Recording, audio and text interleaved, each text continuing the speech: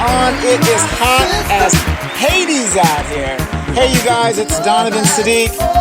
It is the hot seat. It is election time, as we know. And guess who I have sitting and joining me once again? It reminds me of back in the old days of starting out in front of that Starbucks when we were out there. I've got Mr. Moreno Valley himself, Daryl Terrell. He is running for mayor of Moreno Valley. And a lot of you people out there, you guys have seen some of his videos, him speaking on various topics, stuff that's off the top of his head. And as I've once told him, he is always welcome to come back on the show and just, give us a heads up of, what's happening, what the thoughts are. And we're going to get to the nitty-gritty in just a second. So for those guys that are listening on the podcast, please like and share this video as well as the podcast, because a lot of people are sitting at home and they're bored out of their mind and they know an election's coming up. But how can you vote on an election if you don't really understand the candidates? Yeah, correct?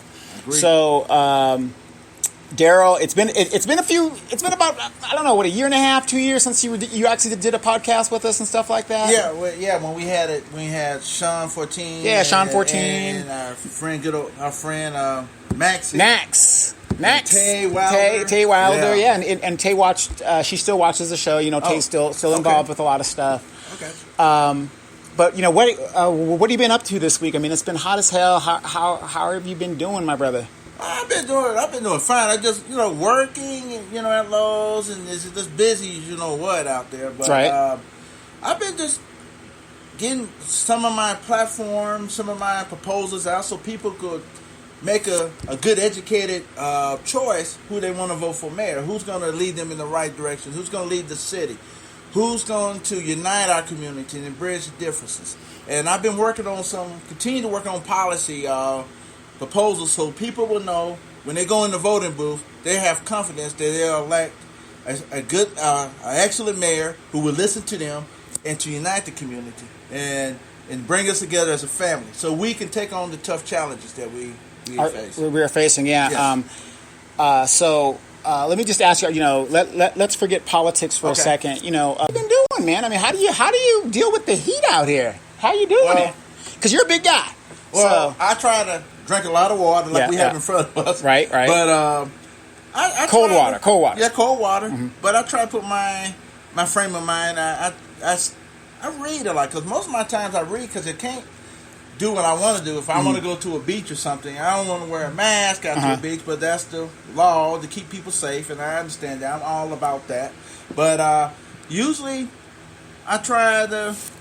I support our businesses. Mm-hmm. So one of the things I go to a pizzeria, buy a pizza, and sit there and read and conversate with people who I come in contact with. I just try to keep my mind going, keep my mind flowing. I do model cars and stuff. Yeah, put things together. Oh yeah, keep my mind sharp. Right. Well, that's good. It's good to hear. Have you noticed that a few signs have starting to go up in the district and all over the place? Yeah, you can't help but see those big old signs. The big old signs, and they're being placed strategically. The word on the street is Dr. Gutierrez and Victoria Baca are working together in regards to their campaigning. That's why whenever you see a Victoria Baca sign, you see Gutierrez right next to it. Yes. So we have that going on out there. So you got your signs coming. Yes. Here's the thing. Here's how I want to talk about the signs for a minute. Someone asked me this question and says, okay, here's a question for you. Okay. They say, okay, you got the signs everywhere. Mm-hmm. But if you're a mayor of a city or a council member, why would you need signs? I mean... you mean as the incumbent? Yeah, incumbent. People should know who you are. Yeah, because the thing is, people should see by your actions. That's a good point. They see your things that you're doing. Right. And if they know you have confidence to know that I don't need to put... People know I'm the mayor of the city or I'm the council member. What I did at District 1, I don't need those signs. But it seems like when you start having signs, it reminds me back in, where was it? When they had the recall election. Yes. All the signs were everywhere. Mm-hmm. But the individuals lost the recall. Okay. And despite what people felt about it, but the thing is, if you're doing a good job, people already know your name. They're like, I know the Mayor Gutierrez, or I know Mayor Potep, Victoria Baca, and it's just like if they know you. But yeah, there's people that come into the community, but it's just like we spend lots of money on signs and glossy flyers. Exactly. I will be getting my signs too. You know, get a couple of them, but yeah, but you don't need to saturate the damn city. Yeah, because if you know Daryl Terrell, you know me. Exactly. You know what I stand for, or you know what kind of work I've done over the past 28 years in the city. You should know who I am. Right. But if you don't, then I will tell you who I am. I'll come visit you. I walk the precincts like I am going to do. Okay. And I will, because I'm hopefully the money is there. I always say the money is there. Yeah. It's always about the money. Let me just share something a little bit with you. When you were talking about the glossies, he's basically talking about things like this that people are walking around, and this was given to me by somebody in my neighborhood. I'm in the Edgemont area, and this is Jimson 2020. And I'm giving her a shameless plug here. I don't know why I'm doing that, but I'll go ahead and read this little thing. It just basically goes over your new norm. If you were a previous councilman, how are you new and how are you a norm? She needs to get with somebody who knows how to market a little bit better than that. If you're a previous candidate, you're not new. So how could she be a new norm? But do you see how they spin this crap? Well, yeah, that's what I'm referring back to the signs. Because if you notice, Mayor Potem Baca, it says vote for Victoria Baca. It doesn't say re-elect me or a re-elect the council member. It just says, it's like... She's using the same signs. Yeah. But that's the thing about it. And if you, I think I don't mean to cut you off. I think she has to do that because her benefactor and her donor is in a little financial bind right now. So, he's kind of maybe a little tight on the money. But yeah, that's the whole point when you were saying about the, what did it say again? Yeah, it says your new norm, Moreno Valley City Council. Well, you got to have, I always say you have to have specifics. Yeah. Because like you as a voter, I'm a voter. Because I'm going to be able to vote for a candidate to represent me. And so I want to know, what are you going to do to improve my quality of life? What are you going to do about these fireworks everywhere? Or what about the bathroom, lacking of amenities in parks in your district? That kind of, and it can't be generic. Okay. It has to be specific. Okay, you're going to get it. Okay, it's like for me being mayor, this is how I'm going to help to get that bathroom. Okay. Number one, I will find the funding. The funding is there because I will go through community development block grant funding to get it. If not, I will research for other fundings because I would have access to the people in Parks and Recs and make it a number one priority to make sure we get a bathroom. Okay. It shouldn't take 2 or 3 years to do it because we got the money. We just have to have the will to do it. Right. Now, let's say what you're talking about is correct. You want a new bathroom, whatever. But why is it that every time funds are allocated, brand new funds, parks and places that already have a bathroom, they get the funds first, and then whatever's left, we end up getting a porta potty? Shouldn't the areas that were least get it first, and then you work your way backwards? Well, that's the part of my platform. Okay. When I tell you guys, when you guys want to know what it means by fixing our streets and infrastructure with an equity lens, that's exactly what Donovan is talking about. Is what I plan to implement. Because if we add other factors, other components to how we decide not only how the streets get fixed, but capital projects. Just like it was saying, we have the equity lens where we put in, we could put economics, health and safety. We could put in undeserved areas, and we could put other factors in there to use it as a weighing factor in deciding where we do, one, we fix our streets, two, where we build our capital projects. And not only that we will use a participatory budgeting process to implement that, so people like in Edgemont or other areas of the city who's been lacking could have a direct say-so, and we have a formula to make sure that those capital projects or street improvements go to the area that's been left behind. That's what the whole purpose of that equity lens is about. Okay, cool. So you're back right now. What do you got for us? What do you got for us in the form of notes? Is there anything specific you want to talk about, or? Well, here's the thing I would like to talk about. Number one, okay, when I'm driving through our city, okay, and we see a lot of our business has been shuttered because of this pandemic. Yes. And I went before city council, and I told the city council, especially to the mayor, that we need a program, not a program, an ordinance that, because a lot of folks were laid off because of the shelter-in-place order. So a lot of business laid off their workers or laid off. And then you got a lot of business owners that will say, oh, we're going to rehire, we're going to bring you back. But that's only lip service, because to a person who has nothing, because it's a shock to his family or her family, that how I'm going to pay my rent. So my suggestion has always been that we should put something, we should qualify it into the ordinance, where into the municipal code, where we say, if you were laid off your job, that you, when this pandemic subsides, that you get your job back. And the reason I say that, I look at the Moreno Valley Mall, and I saw so many people that work there, and some folks got laid off, that we need a mechanism, and some cities have done that, to have implemented such a ordinance that will put people back to the work, to the jobs that they were. It would be based on seniority. Okay. And I've outlined that, and it's in the public record down at City Hall that I talked about. And also, too, if your business if you work for a business that closes down and reopen, that you'll be first in line to get your job back.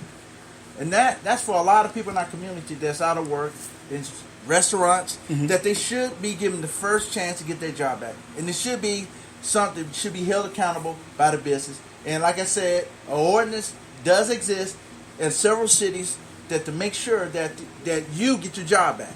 You shouldn't have to worry about of all the type of the things where if I'm gonna get my job back. This ordinance will ensure that you get your job back when this pandemic subsides or when we reopen.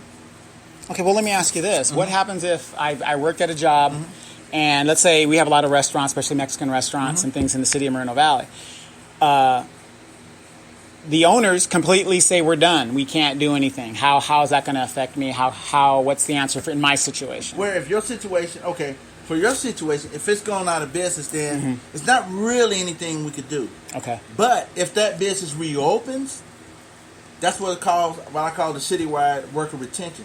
Then you will be first in line for that job. You'll be on the seniority. Okay, so let's say it was a Mexican restaurant, and I'm just using this hypothetically. Yeah. I don't want anybody to think, oh, look, he's throwing oranges or something. No, I'm not. I'm just using hypothetical. Yeah. I worked at this Spanish restaurant, Mexican restaurant. Spanish food, excellent.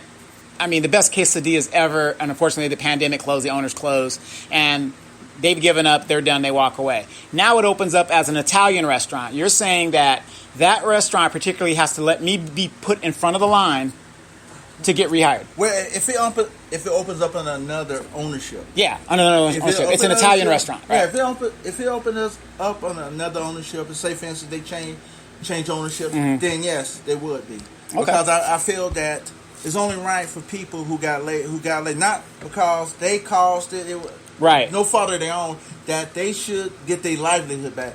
And see what happens is sometimes these owners will say, you know what, we don't want to hire because you too old or you cost too much money.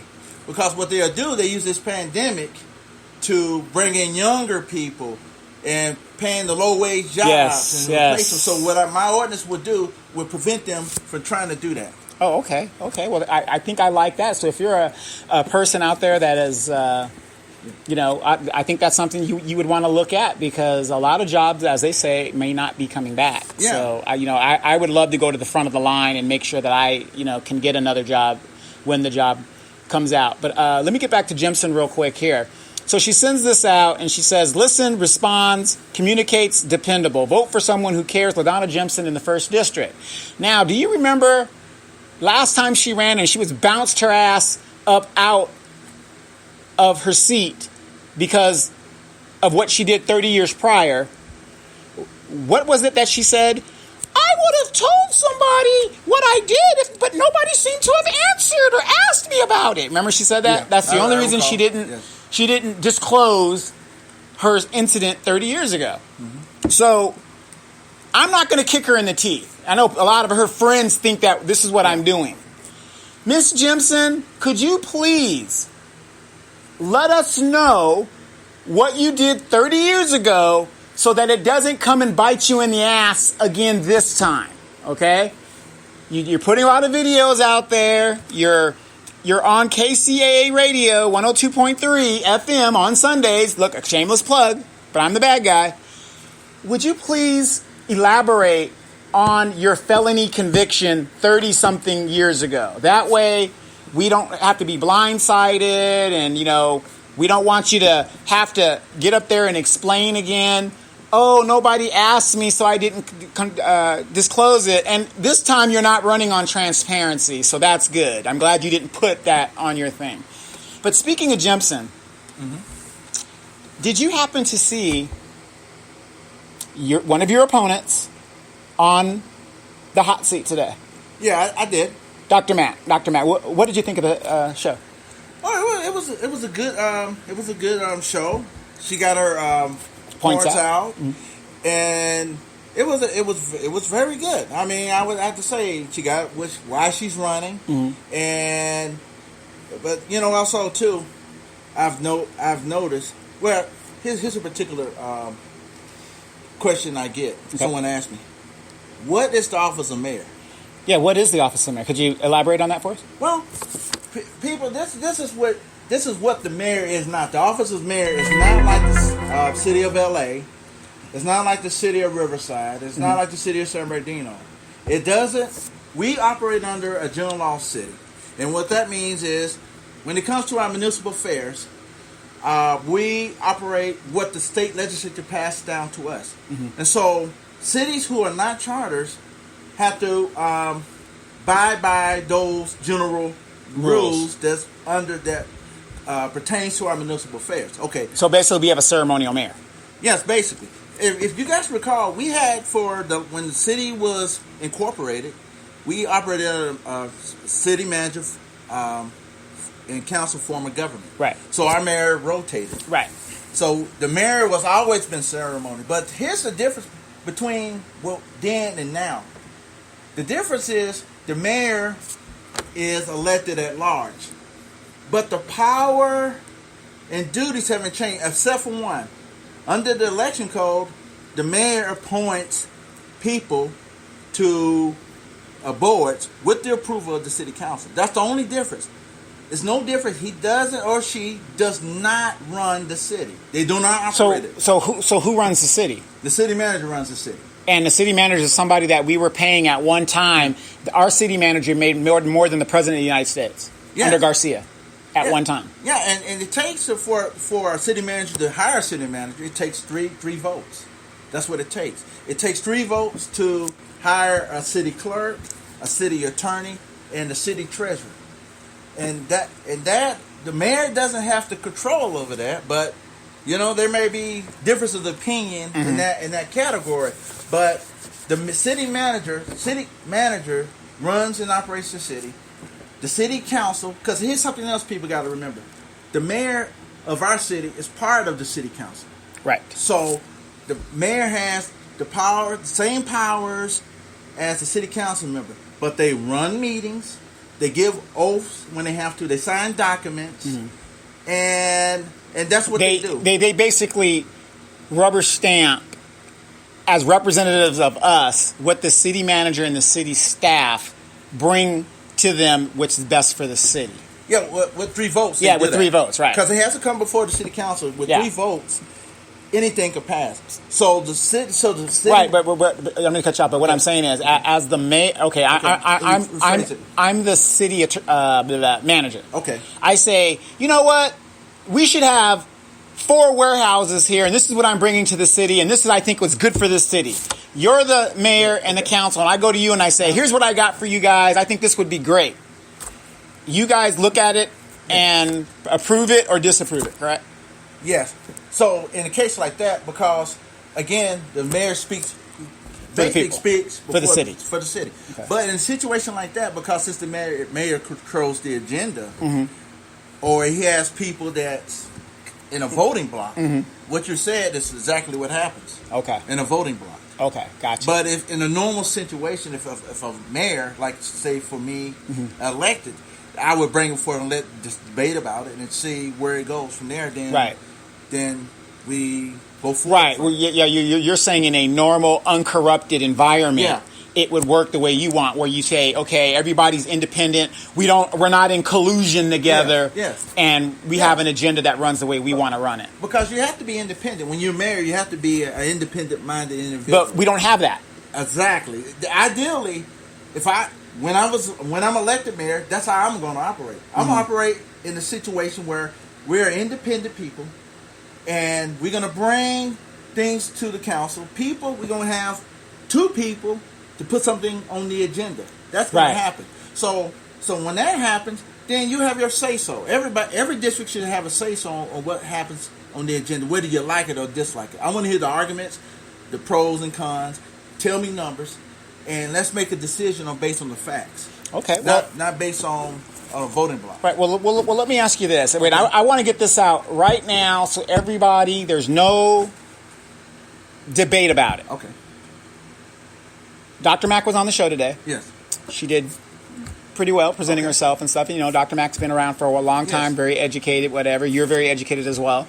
So I don't want anybody to think that, this is whatever. Education's education. I'm very educated, they say. I don't know why.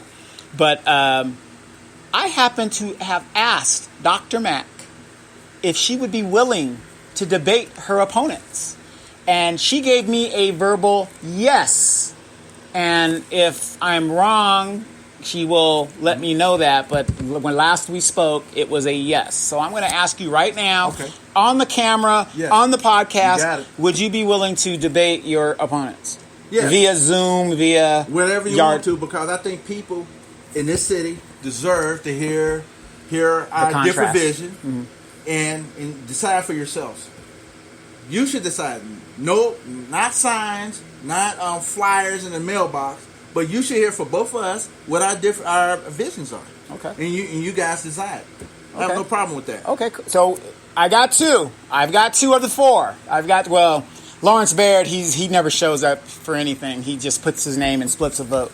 But I got 2 of the 4. So even though I know the city doesn't listen to my podcast or watch my show, but they can quote everything that we say on it versus this and versus that. So the city clerk, if you're listening, please tell your boss that we're setting up a debate, and they're more than welcome to join the debate if they have the courage. So now that I got a commitment from you, I've got 2 of the 4, you guys, 2 of the 4. Daryl? Yes. I thank you for explaining how a mayor actually works, but let's get back to your opponent real quick. Okay. Dr. McBean, so you saw the thing, you thought she did very well. Yes. What were some of the things you kind of didn't agree with, except like you just explained the mayor part? Was there anything else that you kind of thought that was kind of... Well, I think... Because she was saying something about executive orders. Well, here's the thing. Now, and like I said, general speaking, we are a general law city. Mm-hmm.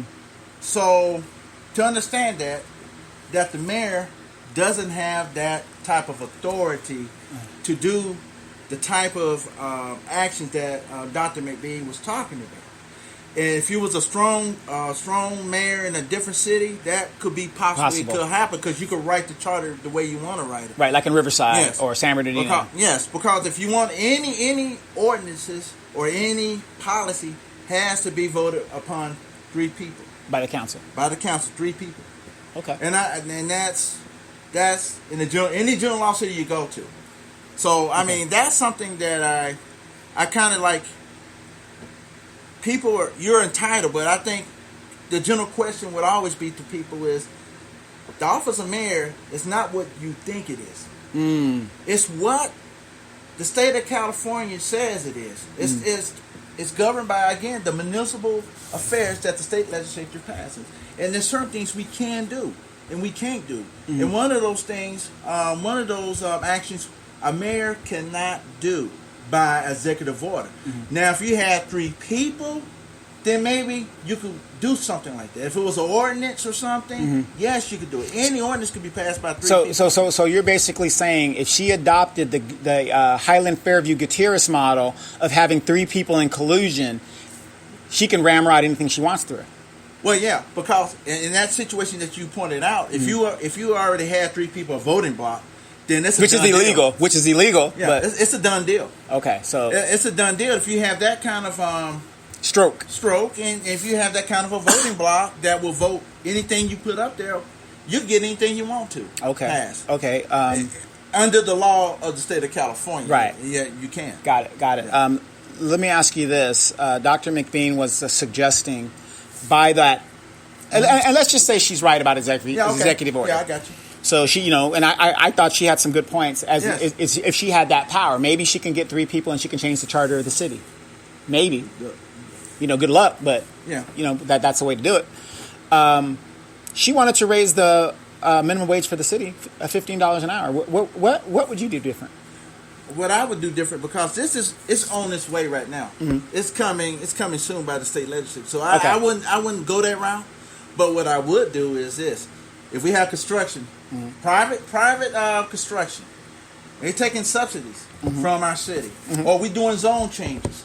That construction project, based on the fact that we're using our city funds, should be prevailing wages. Now, we're doing that for public works because that's public contract. Okay. But this is a different way because it's a private construction, but they're using city funds to do it. And I think if they're going to use city funds, then you got to pay prevailing wages on those contracts, on that construction job. Okay. Because then there are people be paying prevailing wages. And also, too, I would have done differently. I would have a community benefit agreement, which could involve the city, the faith-based, environmentalists, labor, to come together for a contract. Because anytime we have to work with the developer, that they would have to have livable wage jobs in that contract. Okay. And they have environmental protections. Okay. And job training. It's different from a PLA. What I'm saying is a contract that's built upon the people in our community, different nonprofits. We can come together and we have big old contracts. We can make sure that people are getting prevailing wages. Our residents get local hire. They get prevailing wages. They get training for those jobs. Okay. Another thing Dr. Mack had was she was basically saying that with the corruption that's going on in the city of Moreno Valley and it being a joke and all this warehousing and stuff like that, and we've talked about it previously on the show. Yes. The Benvizi name isn't really good, so she said one of the first things that she's going to do is cut all ties with the Benvizi name in regard to contracts with the city. What's your take on that? I wouldn't go so far as just go after one entity. Because what you're doing, when you set up going after one entity, then you set a precedent to other companies that come in. Because it's like you're going after one, but there might be others out there. I always think you should have a level playing field, and you should be case by case. Well, that's what I think. Right. Well, I mean, with what's going on up in Tulare, dealing with the Benvizis, like and the corruption that's going on here, would she be really? I mean, there's a lot of stuff going on that we don't know. Well, here's the thing. Just like you said, I mean, we have different approaches to this. Sure. My approach will be a more. If we said it before, what happened if a developer got caught up and he was indicted? My thing has always been, then we have to wait and let the legal process take its course before we take any action. I just don't. But if the contracts are working and they're working at the time that they stop.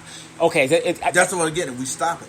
Okay, and we wait to the process. Wait till the legal process takes its course. Gotcha. But let me reiterate this: that we stop and we let the process go. Then whatever happens, then we go from there. Okay, that's how I look at it. Right, and that's reasonable and fair. That's reasonable and fair because what if he's exonerated and now we breach the contract that we've got to bail out and it causes more legal problems because the approach as a leadership we should always do. I see this is that we should take a step back. We should let the process follow. We shouldn't it's our passion. We want to get somebody, or we want to, because we see this over the years and years and years. Sure. But I think it's to take a deep breath. Yes, hold back, let the process take its course. Stop what we're doing, and let's see what happens. Then, if it goes through, then we take action from there. Okay. Well, we just have to take a wait and see approach. Okay. We stop the contracts. Okay. Well, let me ask you the same question that I asked her. Do you think the city's heading in the right direction? Nope. Straight to it. Now, why or why not? Why do you say that? What's wrong with warehousing and trucks and bad air and prostitution and crime and lack of police forcing and then police brutality within the police force and homelessness? Why would you even think the city's going in the wrong direction? Well, that's a sign, as I said before, it's a sign of despair. Okay. Hopelessness. Mm-hmm. And it's also, it sets our sights that we have given up. This is all we can do is warehousing. Mm-hmm. And that's why I'm running, because we can do better. And to order to do better, we have to have the right leadership. Okay. And we have to focus on the fact, people got to understand this. We don't have an educated, skilled workforce. Mm-hmm. When you have the highest education attainment level in the city, it's a high school education at 54%. Those folks will come into our communities. And I told Kavanaugh, with ProLogic, he's a developer. Oh, I thought you were talking about Kavanaugh, the Supreme Court. Oh, no. I said, if you got that kind of stroke, we need you up in the House. No. Okay. But at the time, Mayor Gutierrez was at the meeting that I told him. I said, I understand why you coming to our city, because we have the demographics that fit what you want to bring here. Right. Okay. Right. And so if you bring in warehouses, and the only thing you need is a high school education, God bless you. Yeah. God bless you. But I think we could do better. And I know we can do better because of the fact that some business, they look at us and say, like a lot of people, let's bring this and bring that. But people got to understand, they're not going to come. You can have, like I said before, cheap land, transportation. But if you lack the workforce that they're looking for, they take all your subsidies you give them. And they'll bring in people to work, but our people will be left out. Absolutely. So when you attract warehousing, it comes along with it. The increase in human trafficking. Homelessness. Yep. Roads destroyed. You look at the 99-cent stores. Because one person... Pawn shops. Point out to me. That's a 500 community. So what is a 500 community? Yeah, 500 community is the credit score. Oh, okay, gotcha. Absolutely. That's why you have payday loans in these rent-to-own places. Because the demographic shows that people cannot afford, not afford, but can't qualify for a bank account, a checking account, because the credit score is not up to par to what the banks are looking for. Absolutely. Well, I'm glad you watched the show. I mean, that's called opposition research. For those guys that know anything about politics, you should be watching your opponent, what shows they go on, what they're saying, so you can gauge and counter gauge what they're saying. But last thing about Dr. Mack, if you had something positive to say about Dr. Mack, what would it be? Because I hate being on shows where everything is negative. That's my opponent. I'm going to eat her eyes, or I'm going to throw her down the stairs. No. We all live in this city. You both love this city. You both have a passion for this city, and you've known Dr. Mack. I've known Dr. Mack. What something positive that you would say about Dr. Mack that you would? I love Dr. Mack. Mm-hmm. Dr. Mack is a great person, a good person to talk to, very knowledgeable. She's a cool person. I mean, if Dr. Mack would win the election, would you be willing to work with her? Oh, of course. Okay. Of course, I will work with anybody that wants to move this city forward. I will work with anybody who have the guts to look over the horizon for a brighter tomorrow. And I would do that. Okay. That's how I look at it. Right on. Okay, so, we've got 10 minutes before the break. You guys are listening to The Hot Seat with Donovan, Saadiq, and one of my original co-hosts, Daryl Terrell. He's running for mayor of Moreno Valley. So, Daryl, I noticed that we were talking about homelessness with Dr. Mack. Yes. But we were talking about homelessness specific to Moreno Valley. Yes. You were on the environmental behavioral the Riverside County Behavioral Health Commission. Behavioral Health Commission. Yes. How does that tie in with our homelessness problem? Well, as homeless as many people, some people say, well, we don't see homelessness. And I said, well, maybe if you open your eyes, you'll see them. Or yeah, they're all on Day Street panhandling. Because they living in their cars. Right. Now, how does this work? My appointment to this commission has with this with homelessness. This is how it does. Because most of the thing we find out about homeless folks is individuals is one, they either have mental health issues or substance abuse. So me on the Riverside County Behavioral Health Commission is what we do. We tackle issues like that. We bring resources to the community. We have a crisis strike team that goes throughout the county, and I bring up things in Moreno Valley because I tell them on the commission, what about Moreno Valley? We have a homeless encampment. But here's something I did not know, because if you go towards the 60 freeway, it's not city, it's more Caltrans. Yeah, it's Caltrans. So I didn't know that. But what we do, we try to go to those folks, the ones that want to be helping. We try to encourage them to get them the resource and get them housed first into a housing program where there's wraparound services. Sure. So the wraparound services help them get back on their path. We have the workforce development part of it in our Behavioral Health Commission, and what that does, it helps them, once they get their life in order, we get them into a job. Okay. So we do the housing first strategy. As mayor, that's the kind of strategy I would do. I will work with the Riverside County Behavioral Commission to work with them to create our own strike team to go after, to get these folks, get them back on the right path. Because there's some people who don't want to be helped. And I don't know what you can do if they especially a lot of veterans. Because there's some a state law. I think if you gravely, then they could do something. Yes. But for the people, all they do is want to help. Sometimes they have too much pride. Oh, absolutely. And what we've done, we've gone and tried to help those folks to get back on their feet. Now, we have a lot of success stories of folks we house and they back on their feet, and they come to our meetings, and you hear their stories, and it breaks your heart, because if you learn where they came from, you will that individual. Yeah, well, a lot of people have, especially a lot of women, are becoming homeless for the simple fact of sexual abuse in the home, or you'll find a lot of women that young girls and young ladies that were in foster care, and they were abused in foster care, and they're just out there doing what they got to do. And you're on that commission. I think that would be something that you can help to address our homeless issue here in the Inland Empire, period.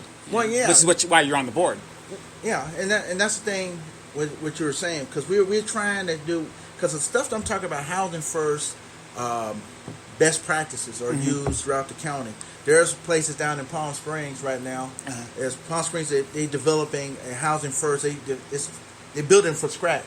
They have a housing project that have wraparound service integrated into the housing situation. So we get them in the housing, then they have the counselors, they have the resources to help them get back on the right. So I like that. And then Cathedral City, there's a lot of places down in Coachella Valley that has that approach, and that's the kind of approach that I want to bring to our community. It can't be a NIMBY anymore, because these folks are our people who lived in our community. They're following on hard times. Because if you listen to their stories, some folks, some of you guys could probably relate to how they fall so far now, and they got back up because they had a helping hand, a caring hand.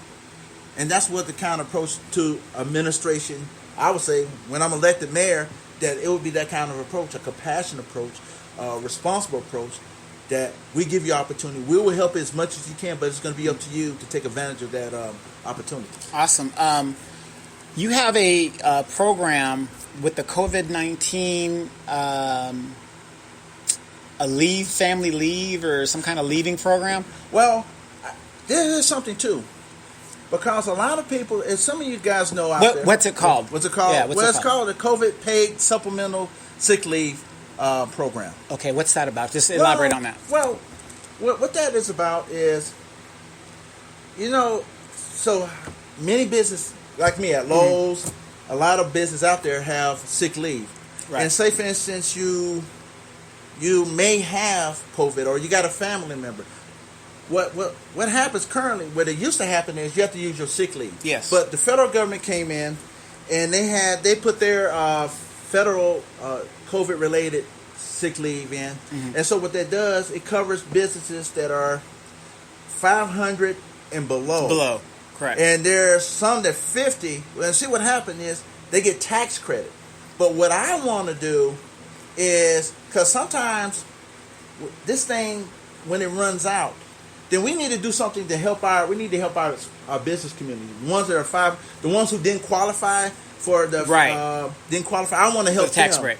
Yeah, and some of the things we could do. We got money in the general fund in the undesignated, unassigned area that we can use to help those businesses provide sick pay for their employees if they don't have any. If they exhaust, here's how it's going to work. If they exhaust all their sick leave, unfortunately, and if they don't qualify for the federal or state, then we'll kick in and try to help them out for 2 weeks if we can.